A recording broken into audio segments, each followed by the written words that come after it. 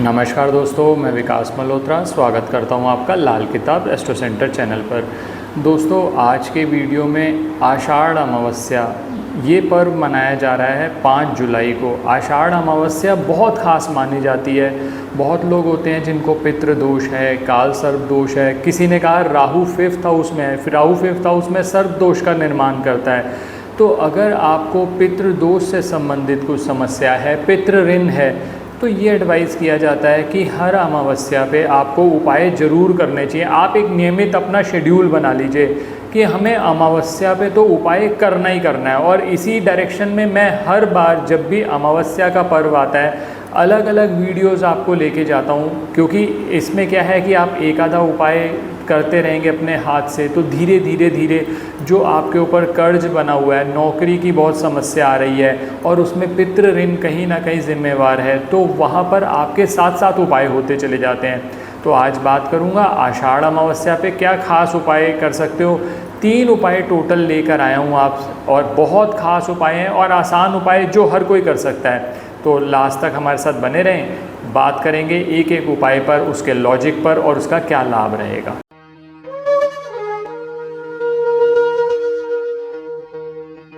सबसे पहले पंचांग की बात कर लेता हूँ। आषाढ़ अमावस्या शुरू होगी 5 जुलाई को सुबह 4:57 पर 4:57 AM पे शुरू होगी और ये चलेगी 6 जुलाई तक 4:26 सुबह तक। तो उदया तिथि के हिसाब से आषाढ़ अमावस्या का जो पर्व है वो मनाया जाएगा 5 जुलाई को। तो जितने भी उपाय आज मैं आपसे बात करने जा रहा हूँ ये सारे के सारे उपाय आपने 5 जुलाई को करने हैं। अब लोग ये भी पूछते हैं कि सर किस समय पर करने हैं। सनराइज़ से सनसेट के बीच में कोई भी उपाय किया जा सकता है, और जो उपाय स्पेसिफिक बताया जाए वीडियो के अंदर आप उस समय पर कर सकें तो बहुत अच्छा रहेगा। और मैं तो ये कहता हूँ कि ज़्यादा चक्कर में ना पड़कर ये तथाकथित ज्योतिषाचार्य आप लोगों की ज़िंदगी को बर्बाद करके ही छोड़ेंगे। उल्टे सीधे उपाय, उल्टी सीधी चीज़ें बता देते हैं। उससे होता क्या है कि जो थोड़ा बहुत उपाय आपने करने हैं, कोई अच्छा काम दान पुण्य आपने करना है, किसी को कह दिया कि तू ये मत कर, तू ये दान मत कर, वो मत कर, बिना लॉजिक के कोई किसी को कह दिया मंदिर मत जाओ, तो उससे क्या रहता है कि आप जो थोड़ा बहुत आपको रिलीफ मिलना भी था ना वो भी नहीं मिलता।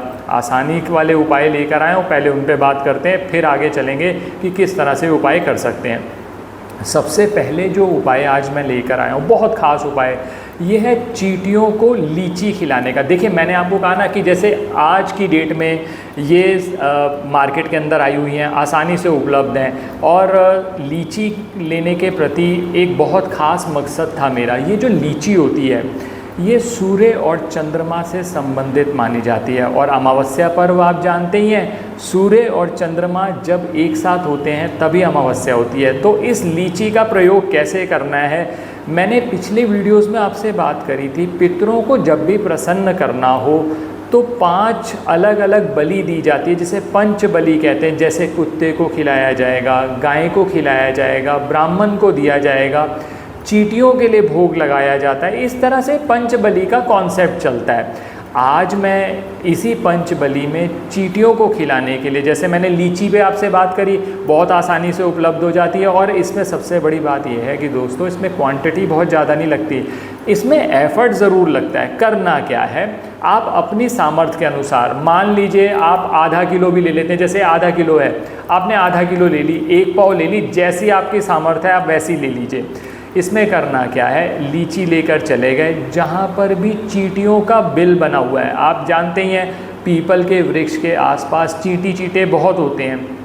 आप क्या करेंगे, आपने ये ले लिया, क्वांटिटी ले ली जितनी अपने हिसाब से, आप वहाँ जाकर क्या करेंगे, इसको छील लीजिए, अपने पितरों का स्मरण करते रहिए। और अगर पितृ गायत्री मंत्र, जो कि मैंने अपने म्यूज़िक चैनल पर भी शेयर किया हुआ है कुमार विकास मेलोडीज़ के नाम पर, आप पितृ गायत्री मंत्र का जाप कर सकते हैं। नहीं तो और कुछ नहीं तो गायत्री मंत्र का जाप करते हुए अपने पितरों का ध्यान कर लीजिए। ओम पितृगणाय विद्महे जगद्धारिणी धीमहि तन्नो पितरो प्रचोदयात्, ये कहते हुए, ये पितृ गायत्री मंत्र है। एक वर्जन मैंने आपसे बात करी, 2 वर्जन मैंने और भी अपने शेयर किए हुए हैं अपने चैनल पर, आप उसको ज़रूर देखिएगा। तो उससे क्या रहेगा, पितृ गायत्री मंत्र का जाप करते हुए ये आप लीची वहाँ पर डाल देंगे। इसकी जो गुठली होती है उसको अलग निकाल दीजिएगा, वहाँ लीची डाल दीजिएगा। कहीं से कुछ बहुत ज़्यादा ख़रीदना भी नहीं है और ये आप ज़्यादा से ज़्यादा कर लीजिएगा। किस समय करना है? जिस समय मर्जी कर लीजिए। सूर्योदय से सूर्यास्त के बीच में हो जाए तो बहुत ही अच्छी बात है, नहीं तो जिस समय मर्जी कर लीजिएगा। बेटर रहता है कि दिन के शुरुआत में क्या होता है, अमावस्या का जो पर्व है ये माना जाता है कि अगर आपको पितरों से संबंधित कोई कार्य करना है, आप सुबह सुबह कर लीजिए, कोशिश करिए 10 साढ़े 10 बजे से पहले उपाय हो जाए आपका। तो ये आपने डाला, पितृ गायत्री मंत्र का जाप किया, पितरों से का स्मरण करते हुए पितरों से प्रार्थना करी कि हमें आशीर्वाद दें। अब इसका लाभ क्या रहेगा, क्योंकि हर व्यक्ति कहता है ना सर लाभ क्या है। सबसे बड़ा लाभ ये है कि जैसे पंचबली में तो 5 अलग अलग जंतुओं को और ब्राह्मण को खिलाया जाता है, आप सबको नहीं खिला सकते, तो आपने एक को तो खिलाया। चींटी को जब आपने ये खिलाया, आप छोटे से छोटे जीव की इतनी परवाह कर रहे हैं, आप उनके लिए इतनी एफर्ट कर रहे हैं, तो भगवान आपको प्रसन्न होकर आपके ऊपर पितृ ऋण बना हुआ है, काल सर्प दोष बना हुआ है, आपने छोटे छोटे जीवों की भी इतनी परवाह करी, उनको भोजन उपलब्ध कराया, तो आपको लाभ ज़रूर होगा।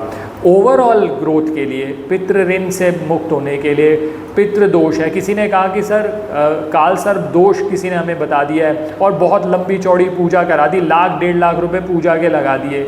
आप खुद सोचिए, उसका तो कोई हल वैसे भी नहीं निकला, और आप ये छोटा सा उपाय करेंगे, आप देखेंगे कि अपने हाथ से उपाय किया, आपको पॉजिटिविटी आने लगेगी। ज्योतिष का काम ही यही है कि पॉजिटिविटी ले आएँ, आपके अंदर पॉजिटिविटी आएगी, पितरों का आशीर्वाद मिलेगा, आपके काम बनने शुरू हो जाएंगे। अब बहुत सारे लोग कहते हैं सर स्पेसिफिक उपाय भी कुछ बता दो, तो 2 स्पेसिफिक उपाय भी बताता हूँ। एक तो ये जनरल उपाय हर कोई कर सकता है, चींटियों को खिलाने का। अच्छा, और सबसे बड़ी बात यह है कि चींटियों को जब आप खिलाएंगे, सरकारी कोई कार्य से संबंधित आपको दिक्कत आ रही है, सरकार से संबंधित दिक्कत आ रही है, तो वहाँ पर भी आपको फ़ायदा मिलेगा। और फिर जब आप ये चींटियों के लिए डालते हैं, तो चींटियों के साथ चींटे, जो काले चींटे होते हैं वो शनि से संबंधित होते हैं, तो शनि ग्रह का भी आपको लाभ हो जाएगा। तो ये तो पहला उपाय हो गया।